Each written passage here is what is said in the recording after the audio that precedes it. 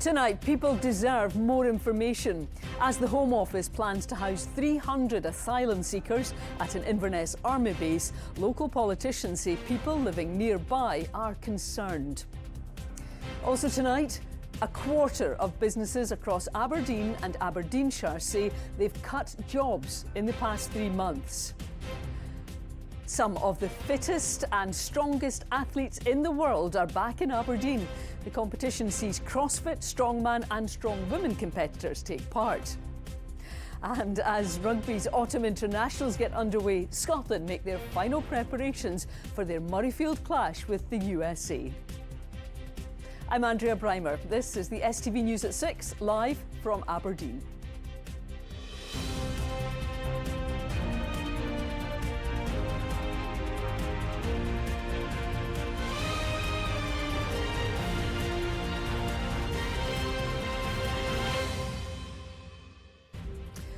Good evening. Politicians say there must be more discussion with the local community over plans to house 300 asylum seekers at a former military base in Inverness.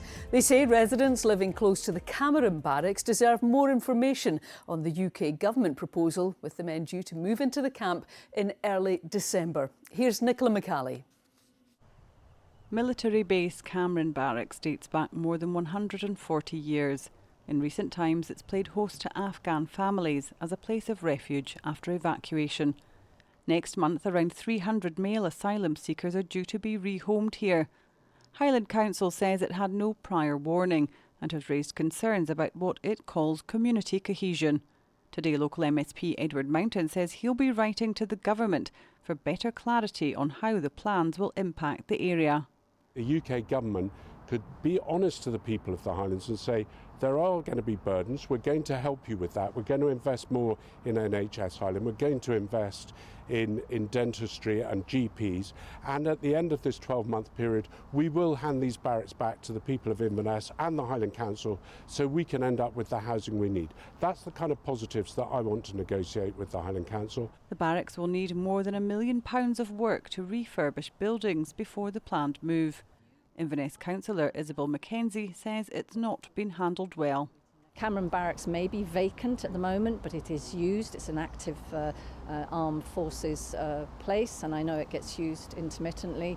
Yes, we have had refugee families here before, but that was done in a much more professional manner. Secretary of State for Scotland Douglas Alexander has defended the decision.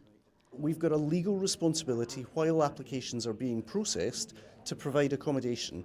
As a government, our judgment is the best place for that accommodation to be provided is in former military facilities rather than the almost 400 asylum hotels that we saw under our predecessors. Muslim leaders in Scotland say people are at the heart of the issue and the topic mustn't be politicised. What's happening just now with the political rhetoric around Muslims, the political rhetoric around migrants and people of backgrounds from outside of Scotland is incredibly dangerous and actually quite hurtful as well, because we're part and parcel of the story of this country, and we need to become better at actually telling those stories, and we need to not fall into the trap of division. The Home Office says it's working closely with local authorities. A special meeting of Highland Council will be held next week to discuss the issue. Nicola McCally, STV News. There's a warning. Around a quarter of companies in the North East have cut jobs in the past 3 months, with tax now overtaking inflation as the main cause for concern. The figures show just a third of firms in the region expect turnover to increase in the next year. Well, Stephen joins me now in the studio.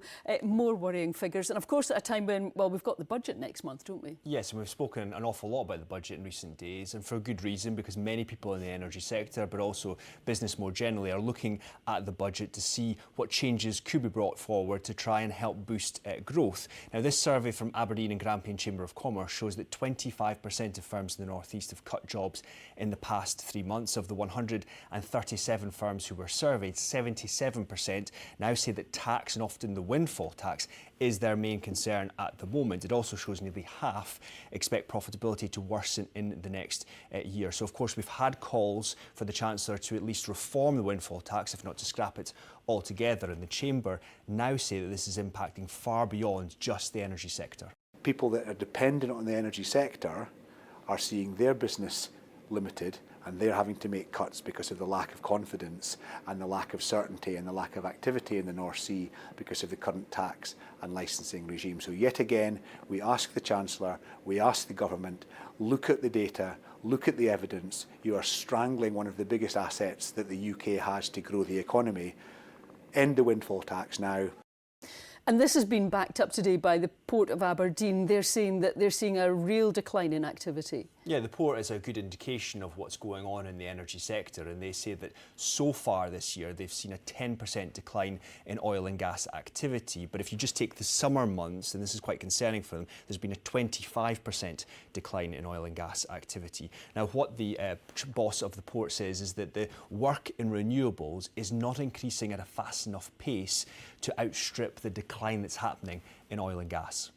Oil and gas still provides for about 60% of our revenue, whereas renewables, which is where we're heading, only accounts for 1%. So there's a big gap between the two, and I would class that as a cliff edge in terms of the transition that we're trying to force through from oil and gas today to renewables in the future. So what are the chances of the Chancellor making any changes? Well, there seems to be speculation that some changes may well be made. For example, the deadline that's currently 2030 for the ending of the windfall tax, that could be brought forward by a year or two. I don't think that would go far enough for many in the energy sector. The issue seems to be whether the Treasury believes that if they got rid of the windfall tax, that there would be this major boost in investment that may well then outstrip and outpace the amount of money that they would have taken in from the windfall tax had it carried on until 2030, for example. The UK government not commenting on the speculation, again saying oil and gas will be needed for decades to come, and they say the budget that it would balance funding of public services while also allowing businesses to invest and to grow in the future. Challenging times indeed, Stephen, thank you. It's the hardest thing I've ever done in my life. The words of one man from Dundee who spent 4 months sleeping rough. Ryan Mitchell is one of more than 50,000 people in Scotland recorded as homeless, a figure charities say show a broken housing system. Here's Callum Clark. It's dark, very dark. You're going to a dark place. Sitting in the cold at night, things running through your head. I became homeless in June this year. For how long? Until September. For 4 months, Ryan Mitchell spent his nights outside, lying on an old church pew in Dundee. It was quite upsetting, and I didn't feel in myself, until I got where I am now. What's on the menu today? It's screaming chicken pie. Ryan is now staying in temporary accommodation and every week comes to this recovery cafe in the Douglas area of the city. Let's go in. Thank you very much. A place which supports people who've experienced a range of issues, including homelessness. It's hard to sleep outside. It's really, really hard to sleep outside because you're always here to be alert. It was like I slept for a wee while, and if anybody walked past, I was awake again. More than 40,000 homelessness applications were recorded across Scotland last year, with Dundee seeing the highest spike per population. One temporary accommodation provider in the city told STV News there is increasing demand on local services.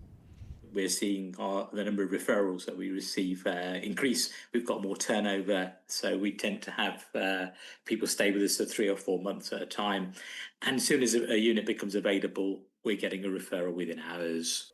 Being in temporary accommodation, Ryan is still considered homeless.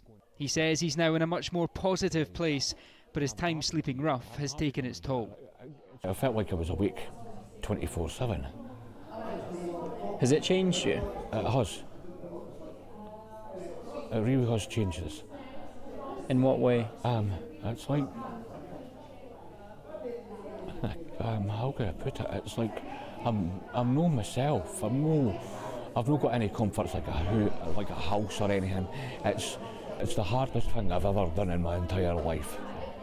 The Scottish Government says the new housing bill passed last month aims to revolutionise homelessness prevention through powers like rent controls. A measure which has been politically contentious, but one Ryan hopes can lead to change. Callum Clark, STV News.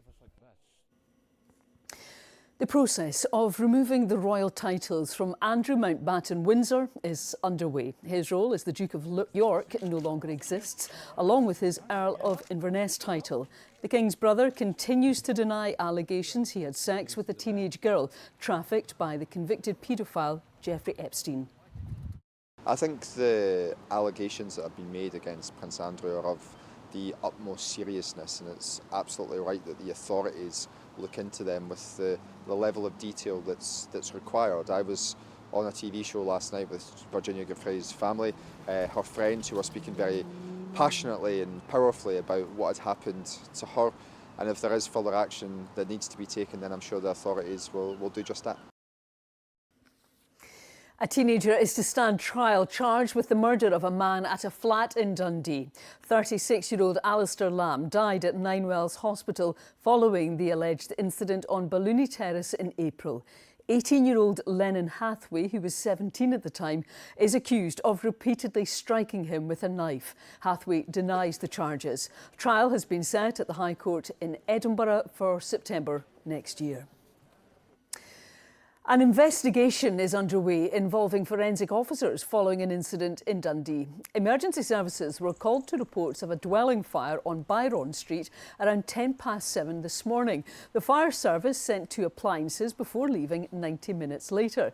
Police have cordoned off an area around the neighbouring Kinpurney Place, with CID officers going door to door. No further details have been released at the moment. Now, a new era of life-saving has begun in Arbroath as the town's RNLI volunteers welcome their brand new Atlantic 85 lifeboat. The £320,000 vessel arrived this week and has already entered operational service. Funded by the legacy of lifelong supporter June Marshall, it replaces a relief lifeboat that helped save 6 people since 2024. June actually lived down in Surrey, so she wasn't a local, but I think she had ties to Arbroath, and she would, when she came up, she would sit in the room and tell us stories, but she always liked to make us known that she was a massive supporter of this station, and that we were her boys. Communities in Dundee are receiving a financial boost as a new round of the Make It Happen Fund launched today. People from Coldside and Maryfield will soon be able to have a say on how to spend £60,000. The initiative marks the final part of a series of funding drives in the city, which can go towards a range of community-related projects. Huge focus on work with young people. We've seen adult groups who have come together to form men's groups in different localities. And one of the really important things is seeing parents coming together to form groups for their families. And it's not just the food and the activities that happens at those events. It's all about the mental health, the well-being, the community wealth building, all that it just comes naturally from people coming together. I'm so glad to be part of the panel, when they told me about this funding for 30,000 for the 2 ward. Yeah, it's a great thing because it's going to really go a long way within the community, because there is so many need in the community for the children. We are involved in the community. We are involved with the women, the youth, and all that. So which I know that this funding is going to really go a long way. Dundee charity First Lounge is stitching up success, becoming an official SQA accredited learning centre. The Hilltown Group is marking 24 years of helping people gain skills and qualifications through creative courses like Kindred Clothing. Now able to award certificates in-house, it's opening new paths to confidence, education and employment. Very excited, very proud, very honoured actually, because there's so many good people involved, so many good people. All the tutors, the assessors, the project partners. These things only work when the community or when people agree and when people come together and they work together. When I first came to this course, I had no idea how to sew. I could probably sew in a straight line. That's about as much as I can do. But obviously, with CHICAD, all the tutors and all the course leaders, they've really helped me along this way, because now I can literally sew a pair of dungarees or make a sewing pattern. It's just great. It's something that I would definitely intrigue for everyone to get involved in.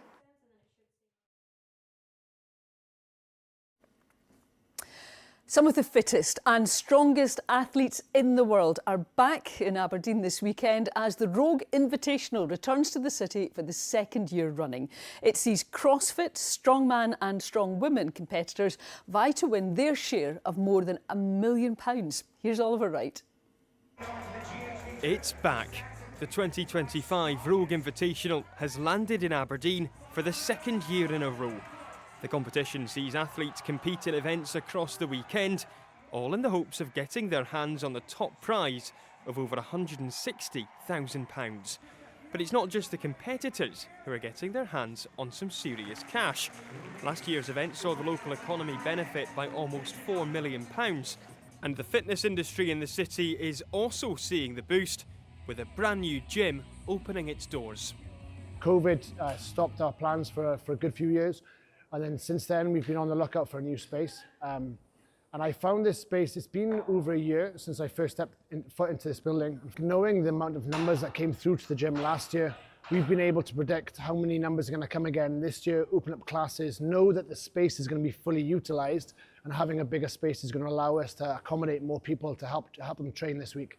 It's hoped this new gym in Aberdeen's harbour will allow more people from all walks of life to give things a go for themselves.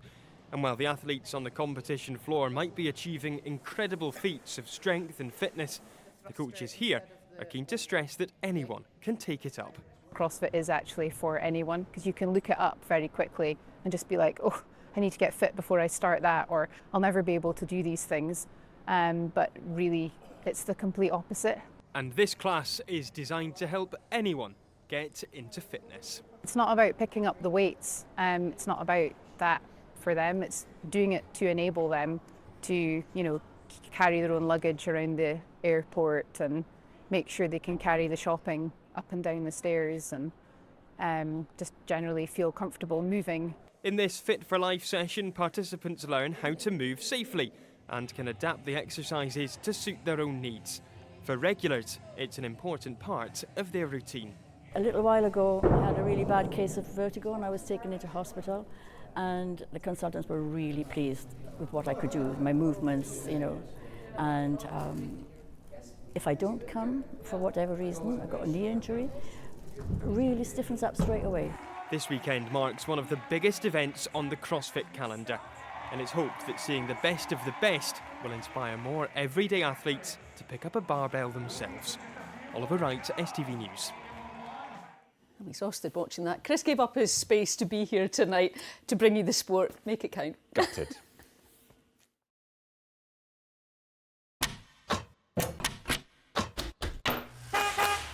Your window to sport. C.R. Smith sponsors STV Sport.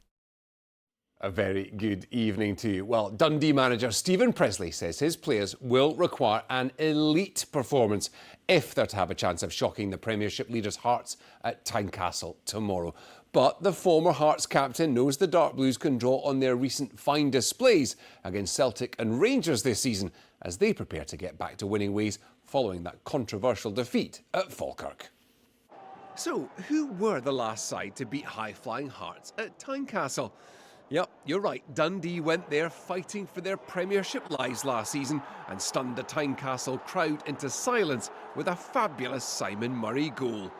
That was all the way back in April, and tomorrow it'll take a similar hyper-efficient performance if Dundee are to grab the 3 points and head back up the road. And we're aware that going to Tynecastle just now is probably the hardest game of the season.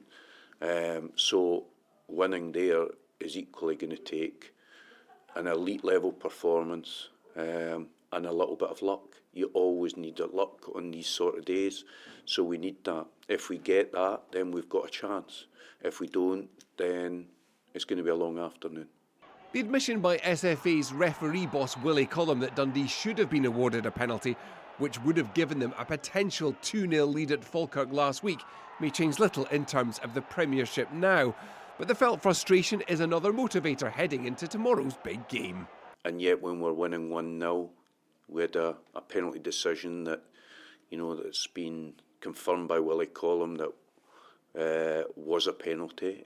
It went against us, and it's these margins that can decide certain games. But But our responsibility as a group is that we make sure more often than not we come out on the positive end of those fine margins. Yeah, like straight away after the game we were all so disappointed. We knew we should have been coming away with at least a point from that on the weekend. But that's been shown in training. Everyone's been working really hard to put things right. And what better game to play, Hearts away. So that's what we've been working hard this week for. Well, set pieces have been key to Dundee's successes this season, with 4 already and 2 in their last 2 matches. Ironically, only Hearts have scored more from dead balls. Dundee have big Billy Koumetio back from injury, and he could win a place on the bench. Well, there's quite a few big games in the Championship this weekend. St Johnstone boss Simo Valakari says that he'll drive his players to the airport himself, should any of them become the subject of a January transfer window swoop. Well, Valakari concedes on-form winger Josh McPake could become the subject of suitors if he continues his fine form, but says that would be a positive for the club. He's been speaking to Stephanie Daly. Josh McPake is top of the Championship charts for goals scored, eyeing his 10th in the league when bottom side Airdrie visit Perth tomorrow. The winger's impact this season has helped St Johnstone soar to the summit of the table. But boss Simo Valakari will see it as a positive if McPake is a wanted man come the January transfer window. If he plays like this, of course. And then it's a problem with January when we do it. But I said it to all my players. I drive them to the airport, you know that means that we have done something good, they have done something good. So that's the nature of the football, and for me it's just a positive. It's just a positive. So yeah, I'm happy if that happens. What do you feel is it's clicked for you this season and allowed you to show what you're capable of and express yourself on the pitch? I just think it's probably a wee bit of maturity on and off the pitch. Probably it's helped me, but I also think the manager's helped me a lot with things I could have maybe improved on that he's kind of nailed into my head that I need to do to start to play and play at a high level and climb up the ranks. So I think it's down to both. I think it's myself and the coaching staff here, the manager. I think everyone's played a part. Josh has done everything by himself. Everything by himself. Of course I'm delighted because when I came to the building I saw the talent. I saw the the possibilities with these players, but for some reasons things didn't go right for him for long period. But as I said it, he chose to change something, try something different, and now, as we have been talking, is this consistency how he can go. Meanwhile, following last weekend's victory at home to Dunfermline, Ross County are out to make it back-to-back wins at Arbroath tomorrow. The consistent performances that I'm seeing will lead to us getting results, and I think Saturday's performance, if we can just, as you say, springboard from that, take all the positives from it. There's also things that we can do better, but if we can take the positives from that, execute a game plan against a tough opponent, then we'll give ourselves every chance of picking up points. Stephanie Daly, STV Sport. Well, now to rugby, and ahead of winning his 50th cap for Scotland tomorrow, Duhan van der Merwe says winning the Six Nations is still the biggest goal remaining in his international career. Well, van der Merwe is Scotland's all-time top try scorer, but as he reaches his cap milestone, he says team accolades are more important than personal ones. Probably want to look forward to this Autumn Nations and go and win all 4 games. Looking at the Six Nations, have a real go at that. We've been talking about that over the last couple of years, and hopefully the day I retire, I'll be able to say I've won the Six Nations. Yeah, great for him. It'd be great if Scotland get off to a winning start. I'll see you back on Monday with the best of the weekend's action.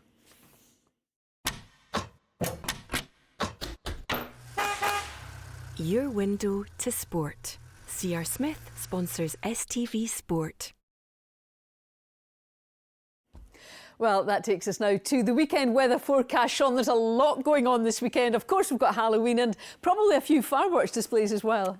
Yeah, there's lots going on. I know you're planning ahead for the next hour, heading out in your broomstick. Still be a few showers around for heading home in Aberdeen, but most of them hopefully easing for geysers in the next wee while. And for many of us, actually looking like quite a decent night to come. A lot of dry weather. It'll still be quite breezy, mind you. And for the bonfire displays through the weekend, a bit mixed, although it stays blustery in the northwest throughout the weekend with scattered showers. Best of the drier weather in the east. But let's head off and have a look at your Halloween forecast. Wet by the coast, with a high chance of sun and splashing. TUI sponsors STV Weather. So a pretty good evening for geysing for us, apart from just the odd rogue shower still out there. For most of us becoming dry with clear spells. But witches, if you're heading out in the North Sea tonight, there will be a little bit of turbulence, still a good old breeze around here. More rain coming back in, so expect the cats might be a little bit soggy as you head back before sunrise tomorrow morning, because it will turn increasingly wet. Temperatures 8-9 degrees Celsius. Now tomorrow we start the day with cloud, outbreaks of rain. We've got a weather front around, so not a great start, but don't worry, things are going to get a lot better for us in the afternoon. Probably about lunchtime, the weather will start to turn drier, brighter. Looking at the numbers in the wind arrows though, we've still got a good old keen westerly breeze.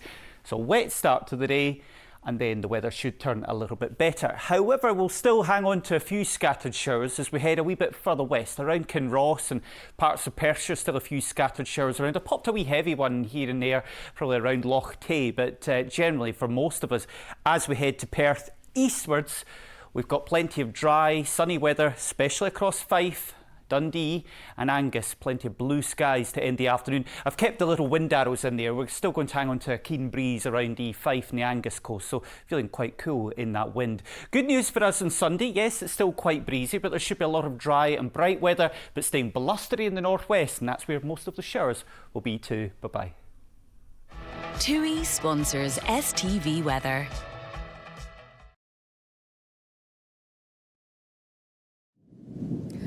Well, finally tonight, it is one of the most haunted buildings in Scotland, and this Halloween it's set to give you the scare of your life. While many will be geysing this evening, I'll be on my broomstick of course, others will be looking for the infamous Green Lady at Crathes Castle. She is said to haunt the 16th century tower to this very day. We'll say no more. We sent fearless Finlay Jack to investigate.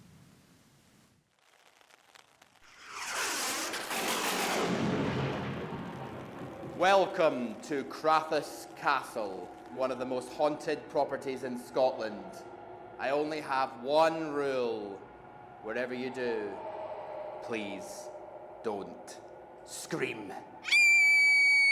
This Halloween, a visit to Crathes Castle isn't for the faint-hearted.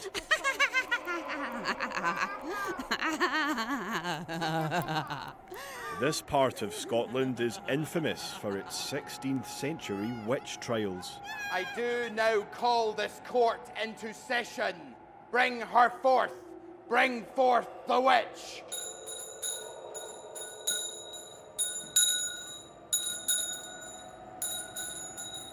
We are running an incredibly successful adult ghost tour through the building where we explore the superstitions, the folklore and some of the spooky goings-on. Aberdeen had a lot of witch trials, and Crathes has its very own witch in the late 1500s who was tried in the local area. So on the ghost tour we tell her story. But this castle is home to someone far spookier. So our most famous ghost by far, the Green Lady, is said to haunt the corridors of Crathes. Almost everyone that works here and even visits here sees her. We have visitors from all over the world that come here just to see or get a chance to see the Green Lady. It's said she was the daughter of Alexander Burnett, the laird of Crathes Castle. She had a relationship with a stable boy, but when her father found out she was pregnant, she disappeared. In this, the Green Lady's room, bones were found hundreds of years later underneath the fireplace. In the 1950s, the castle was given to the National Trust of Scotland, and it's lain vacant ever since. No one has lived here for decades. At least that's what we're led to believe.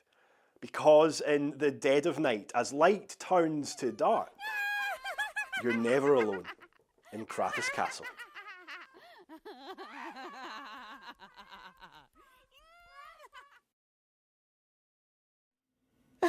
Good night from all of us here. Bye-bye.